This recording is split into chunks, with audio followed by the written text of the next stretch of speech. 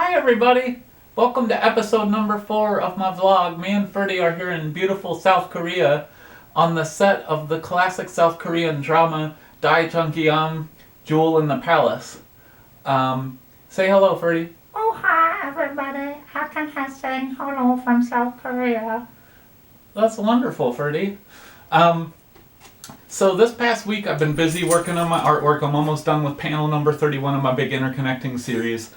Last night me and Mandy had a virtual Seder on Zoom and with the JVP in Seattle, and everybody was talking about what it's like being in Seattle, but we weren't in Seattle, or we weren't anywhere. We were just all over the place on Zoom. We were in South Korea, we were in Philly, we were just everywhere, and everybody was having the Seder, and Mandy got this beautiful Seder plate, and we brought it out, and we drank wine, and we drank more wine, and then I drank some kava, and I was finally able to relax, because the internet has been making me have a non-stop anxiety attack. In reality, coronavirus has been making me have a non-stop anxiety attack, and then I feel guilty about having the anxiety attack because I don't have it that bad compared to a lot of people, even most people, right? So all I'm doing is staying at home and having a basically pretty good time, and still having this constant anxiety. So then I feel guilty about having the anxiety. So I drank some kava, I drank some wine, I felt a little better.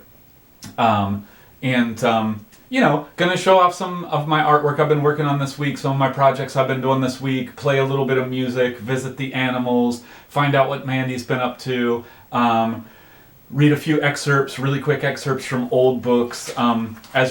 I've been going through old things a lot and looking at them again, so as regards that, I came across this book I haven't looked at in a while by Violet Tweedale called Ghosts I Have Seen and Other Psychic Experiences. It was published in 1919 by Frederick A. Stokes Company.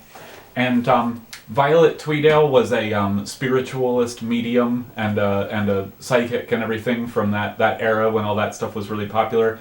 And in regards to the internet, because I took a fast from the internet for a couple days and felt so much more sane, and I recommend it for anybody who's just feeling overwhelmed about things that they can't do anything about. We can do things about some things, but we do those things, and once we've done something, I feel like there's no point to having further anxiety. What does it help? Violet Tweedale, all the way back in 1919, writing about spiritualism, she has this little quote in Ghosts I Have Seen and Other Psychic Experiences that seems very pertinent and poignant as regards the internet. That's how I was reading it, and so this is what she says. She says,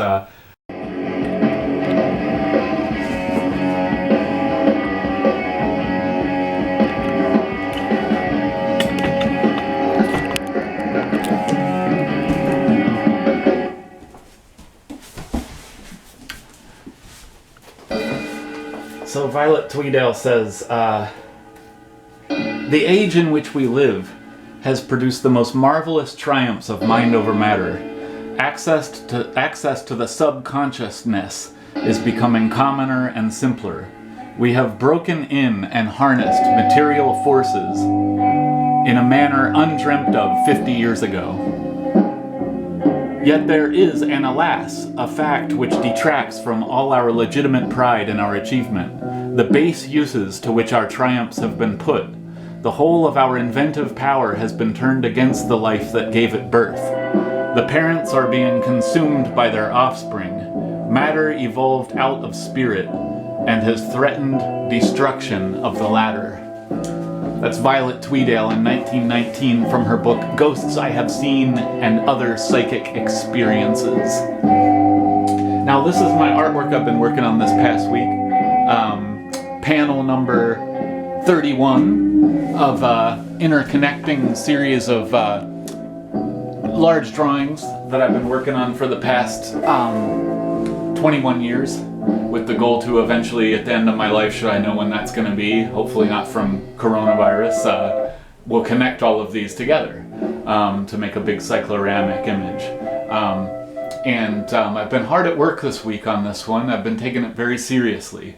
I always say that, there's this notion, there's a lot of strange notions about artwork and what it means and what it's for in our time and place in our culture and society and whatever you want to call it. And one of those notions is that the practice of art or music or whatever is frivolity. And I have never felt that way, and I don't think a lot of artists actually feel that way, although we've kind of had it drummed into us since we were children, because first of all, I've been noticing with the internet lately that a lot of people think that artwork can only be made by children, or that it's primarily something that's, there to keep your children, distracted or something. But artwork can also be made by adults, and it can be a very serious pursuit. I've never felt like it was fun. I've never felt like it was something to be taken lightly. It is a source of calm in my life, which is certainly important now. Meditative calm. So, anyways, this panel's actually almost done now. We can take a look at some of the details of it before we go and see some other things and have some other little adventures. Now, the panel it connects to, which goes over on this side, I don't have out right now because I made some more space, because, see, I got my music thing set up and everything this week. By the way, this is funny. Earlier today I was setting up the lighting here, and my favorite lamp of Diana, I accidentally knocked off Diana's head. Is this a portent or a sign of some sort? No, it's not. It's just a chance happening, and Diana's head will be glued back on soon, and she'll go hunting once again. So don't worry about Diana's severed head. Her consciousness will be restored as soon as glue is applied to her plaster and she gets glued back together.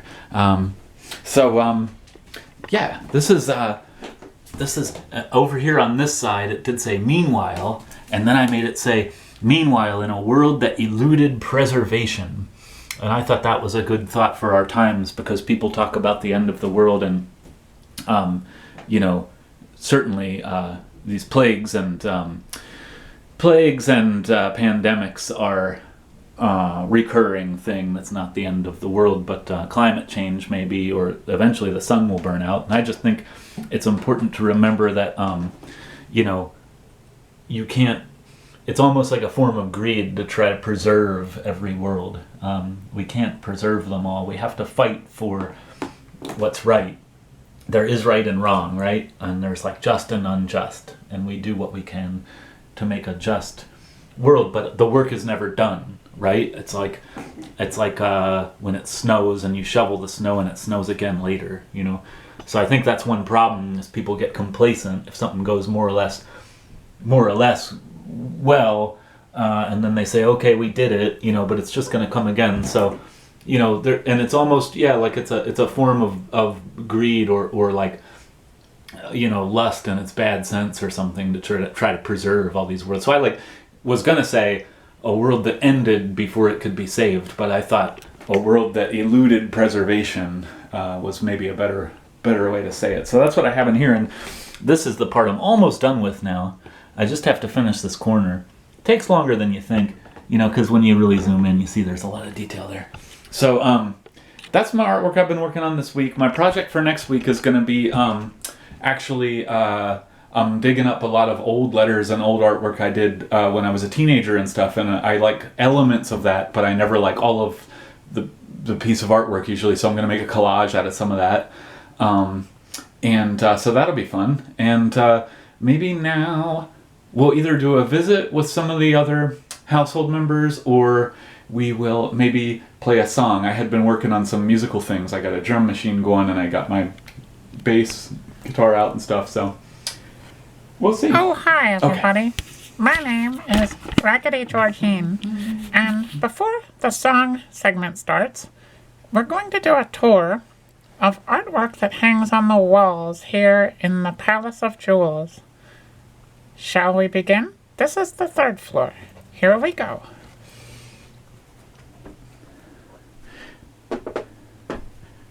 This first piece of artwork is by Renee Leshner.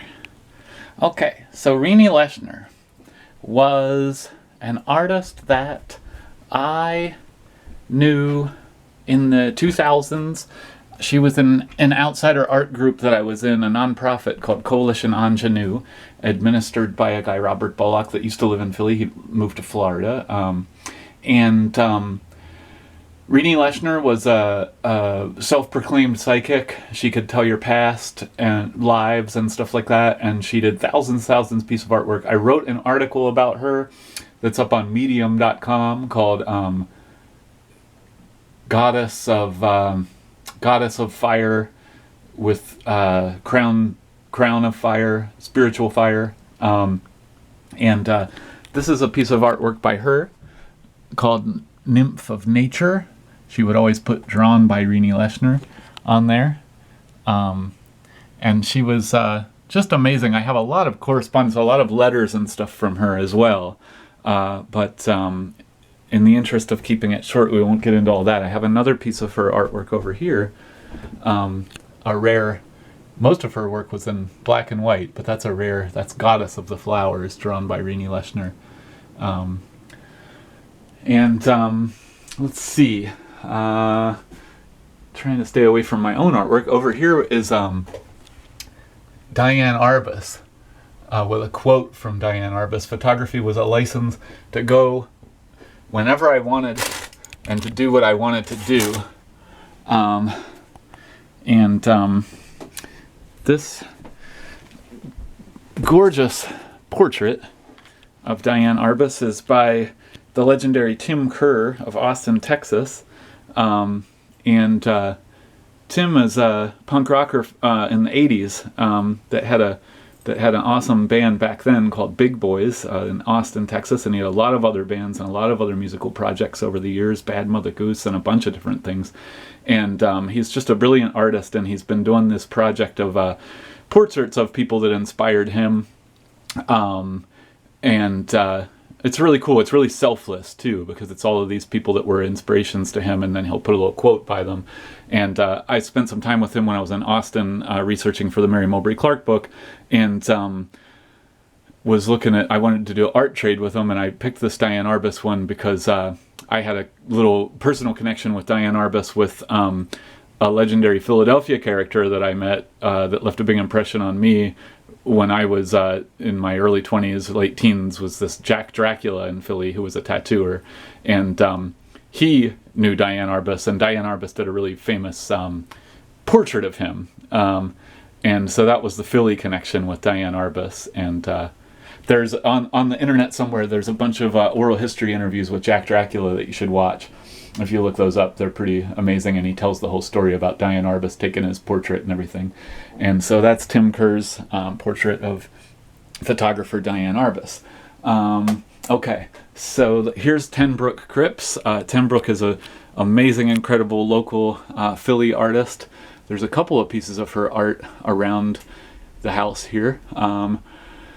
She's a person that's really not on the internet, which is pretty admirable, and she does mail. I send mail art back and forth with her all the time because I love doing that, but most people just cannot use the postal system. So I have a lot of her art that she sent me in the mail and stuff like that. But she does a lot of these, you can see she has this kind of patina of gold and stuff that you can't really get unless you see it in real life because it's got, reflectivity and everything. And you can see how beautiful her shading is. It's very subtle, what she does with her colors and stuff. Actually just got a piece of mail from her recently, but let's see what else up here. Are we nearing the end? Georgine, where did you go? Raggedy Georgine. Oh, I just don't know. Well, Raggedy Georgine was going to be our tour guide, but I'm not sure where she went now. And Raggedy Bulb is hung up on the thing here. Oh, I know one I should show off. This is a really interesting one. Here is a little piece of jewelry. Oh, how did this pen medicine get set? Hold on, I gotta take this off. Here's a little piece of jewelry. I'll put it on here so you can see a little better. Made by my friend Cabby back in the 90s. I guess this would have been about 1998 he made this. So it's like a pendant sort of thing or something. he made a lot of things like this out of like wire and found little pieces of metal and everything. But Cabby was a legendary character to everybody that knew him, really. He was a really eccentric personality from back in those days. I always like to say he had the best face tattoo of anybody I ever knew, because he had a hawk tattooed on his face and it went like this. So the beak came down to his nose, and the hawk's eye then was his eye, like that, right? And then the wing went up here and the tail comes down here. And he had these he had like macular degeneration or something. He actually was the first person I ever knew to get laser eye surgery. We worked on the fishing boats in Alaska together, and he used his first check from the fishing boats, I think, to get laser eye surgery. But anyway, that made this effect of his tattoo more intense, because his eyes looked like they were magnified like that, because he wore these like Coke bottle glasses, and he was just a legendary character. I could tell you stories about him for hours, but I won't. But anyway, it is really cool to have a piece of his artwork. I have some drawings by him too, but this like I say, is a little piece of jewelry that he made, and that's cool to have to remember by him, because he's either a reclusive hermit that finally fulfilled his dream of buying some land in the Yukon or something, or he's dead, and I think it's more likely that he's probably not alive. But that is a piece of his artwork. And what else could we show off as regards the art collection around the house? Let's see, is that it for the third floor? Oh, here we go. This, I gotta get stuff out of the way. This is by a mystery artist. I have no idea who did this, but it's just amazing. My friend Tim Dunn found this like in the trash or something. It was like a trash pick piece of art. And I did actually do a little bit of research about this and found out something about the artist that made this, but I could never find out much about their identity or anything like that. And it's just beautiful. It's the West Philly skyline. You can see that. And it's dated AD 1986 to 88, I guess. So it probably was at least completed in 1988. But what a beautiful, mysterious little piece of work. Look at this Zeppelin going in the sky there and everything. How amazing is that? And yeah, that's a mystery piece of art. Here's a piece of Mandy's art from back away in the old days that I got from her now in probably 1999 or somewhere around there. And I traded her some art, I believe, for that back then. While visiting the animals this week, I thought I would showcase Skookle the cat, since previous weeks we visited Time Cube the pigeon and we visited Ferdy the smoosh-faced dog, but we haven't seen much of Skookle. Now, Skookle gives a special kind of love.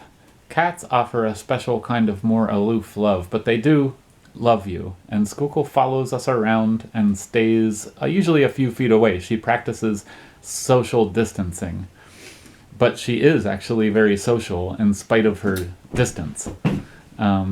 So this is Skookle. Skookle, I love you. I love you. Meow. Meow. Are you ready for the second floor art tour? Oh, not really. I think it kind of sucks. Okay, well, that's cool. Love you, Skookle. Say hello to the camera.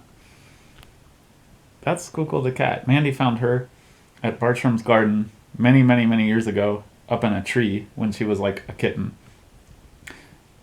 And I got this lice mask at a previous Passover.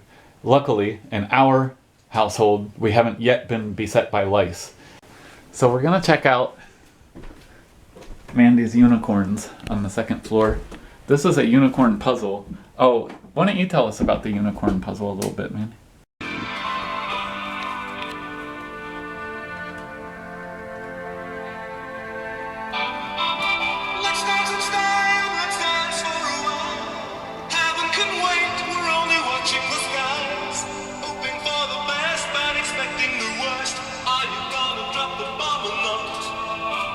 So if you want to know what's going on inside of my psyche, this is it.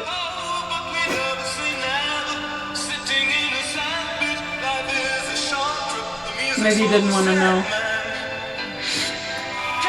I think it's beautiful. It's the God's beauty, you know? Yeah. That is the God's beauty. Yeah, this puzzle is pretty much just it, you know? So I did remember the puzzle sooner or later, and I bought a replacement and put it together. And over here is a beautiful unicorn that my mother needle pointed. And I should ask her more of a story about it, but you know, it's cool. Now, in this book I have about artist Arthur B. Davies, who figures into the stuff I'm writing, The Artist and the Unicorn is the name of the book, because he painted unicorns sometimes. There's this quote from a book from 1906 that was an influence on Davies, and it talks about how the unicorns are boundless. Their spirit is boundless, like the spirit of the artist, you know? And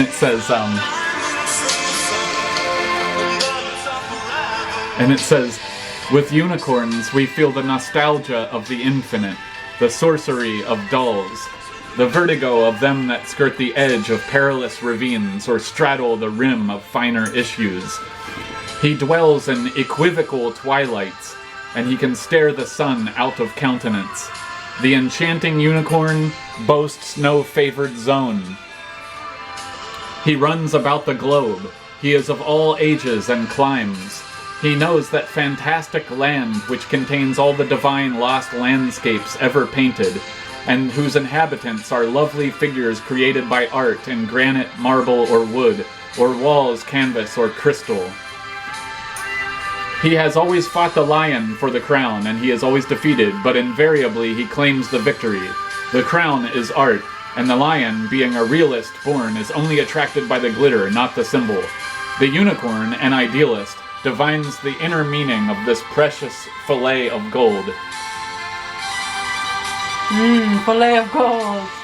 Eternal is the conflict of the real and ideal. Aristotle and Plato, Alice and the unicorn, the practical and the poetic, butterflies and geese. And rare roast beef versus the impossible blue rose. Hell yeah. Is that not a great quote? I mean, that's great, you know?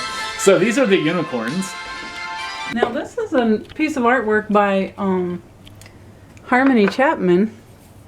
This is a little bottle. It says Vivir Amar Reir Luchar, and the glaze is made out of the bones of our friend Mary, which Harmony made this glaze after Mary passed away. And this is another one of the bottles that that Mary and Harmony made together. So I keep these in our little treasured spot. Oh, and this Broken. Yeah, this is Busy Bigby. Broken made this. This little doll wasn't in there. There was actually a chocolate bunny in there to begin with. But I put this, this lady rode on my bicycle handlebars for like 10 years or something, but she retired to Busy Bigby. Broken was this person's name, by the way, for those who never met this person. Was the name of an old friend of ours. And Fiona Bearclaw. That's got a lot of glare, but it's still incredible. You can't quite appreciate the detail, but yeah, it's hard to get the glare off of there, but it's just incredibly detailed and incredibly beautiful. It is a print, a block print. I don't know what kind of print it is, but anyway. Yeah, Fiona she's Bearclaw. An incredible artist. Fiona Bearclaw is up on Instagram and stuff. If you look her up on Fiona Bearclaw. I'm gonna turn you over to curator Mandy Katz. Well, I'm not going to show you all the art here because there's quite a lot of art, but I do want to show you these wooden heads because they're kind of special. So this wooden head I found on I think it was 52nd Street at Chester Avenue, just laying on the sidewalk. I found it the week that my buddy Pete Lum died, so it always makes me think of him. And it's been burned, as you see. But it must have come out of a house or something. I don't know what its story is. Now, similarly, I found this in a yard. There's a house at 58th and Vodges that the masonry looks exactly like the masonry on the 1700s era Bartram greenhouse. And so I was poking around at that old house, and I found, laying down on the ground like this, I was like, what's this, an old tool? And I picked it up, and this lady was there. And so I don't know her deal, but she's really cool. Now I'll step around the side and we'll visit the art closet. Here's another one by Broken. The Hanged Man. And behind that... yet another Broken drawing. That's a cool one. It It's is. got corn. Hard to see with the light. Yeah. He did these when he was in prison. And I had like a art show for him at the A Space to raise some money for commissary stuff. And those were some of the arts that I bought from him at the time. And yeah, hope he's doing well. Okay, so art closet. Ferdy would be a curator for this duration of the section of the blog. It's... Oh, it's upside down. Oh, yeah, there we go. So this, I don't remember why we made these, but this was from a rock band I was in, Beware the Blunted Needle, and every lady in the band, I think, well, not everyone, it looks like Eleanor did not, made like sort of exquisite corpse style. Everybody made a panel in these paintings. So there's 4 of them. So there were 5 ladies in the band. I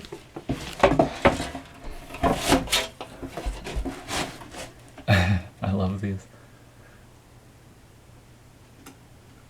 Listen up, girls. We've got no time to spare. If the wind is just right, we'll be on time for the show.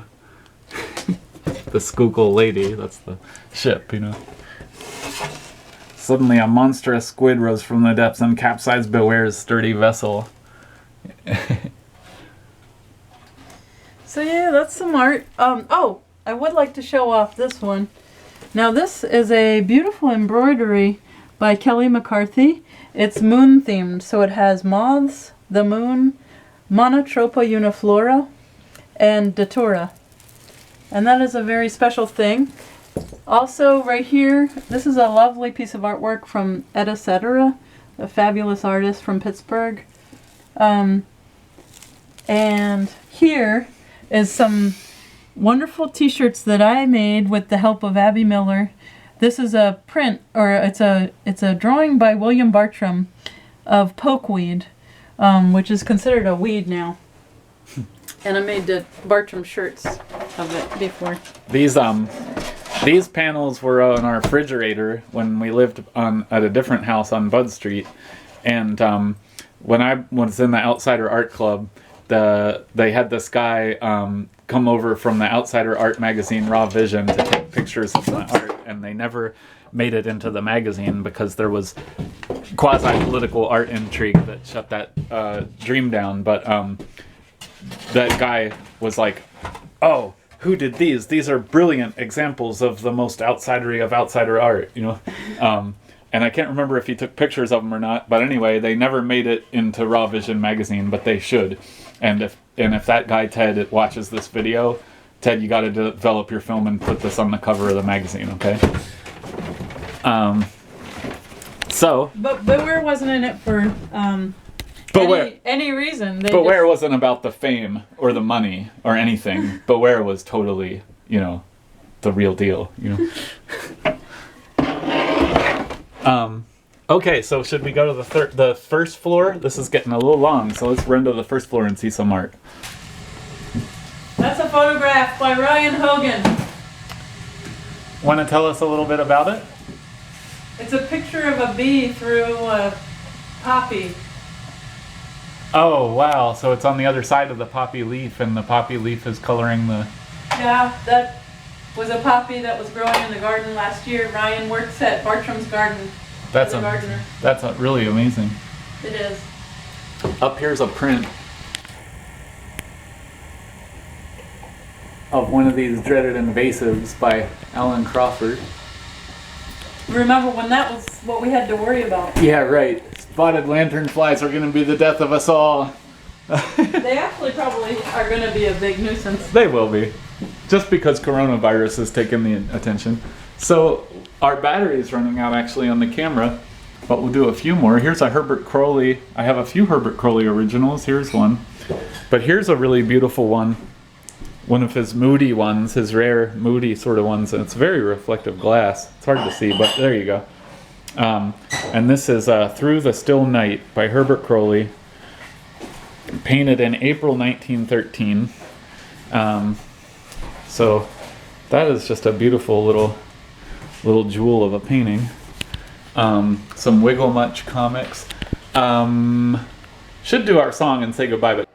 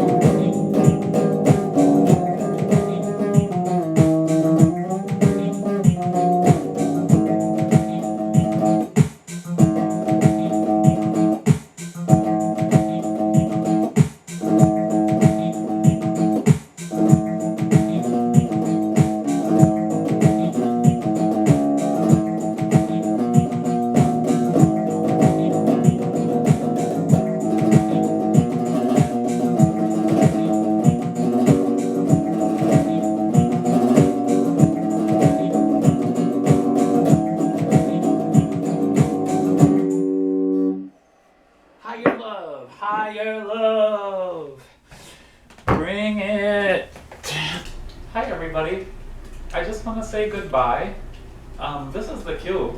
And since he wasn't in the movie so far, I thought I'd showcase him a little bit.